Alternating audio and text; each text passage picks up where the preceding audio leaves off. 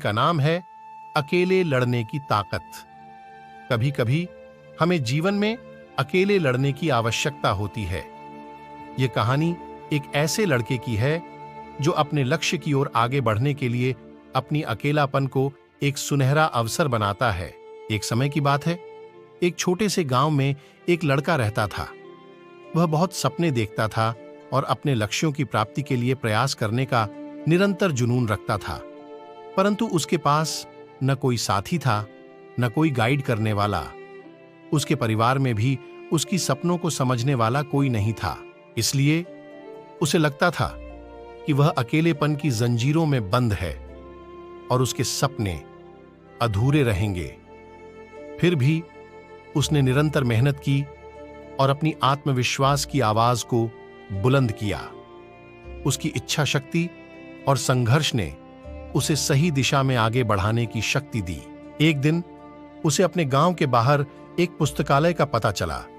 वह आश्चर्यचकित हुआ, क्योंकि उसे पहले कभी ऐसी जगह नजर नहीं आई थी। धीरे धीरे उसने उस पुस्तकालय के दरवाजे पर कदम रखा। वहां जाकर उसने देखा कि लोग पुस्तकों के बीच खोए रहते हैं और वहां की शांतिपूर्णता और ज्ञान के वातावरण ने उसे संतुष्ट कर दिया। अपनी उत्कृष्टता को पहचानते हुए उसने लिया निर्णय किया कि वह पुस्तकालय में समय बिताएगा।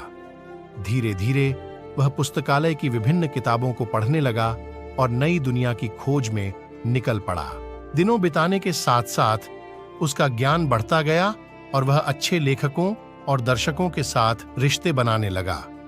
इसी के साथ उसने लिखने का भी मन बना लिया।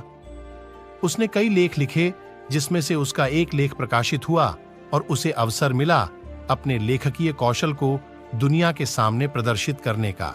वह लड़का जिसने कभी अकेलापन को एक रुकावट समझा था, अब एक प्रेरणादायक उदाहरण बन गया।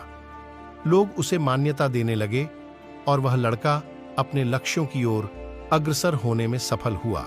इस कहानी से हमें यह सीख मिलती है कि अकेलापन को एक सुनहरा अवसर बनाने के लिए हमें संघर्ष करना चाहिए। हमारी संयमितता, समर्पण और मेहनत हमें अपने लक्ष्यों की प्राप्ति की ओर आगे बढ़ा सकती है।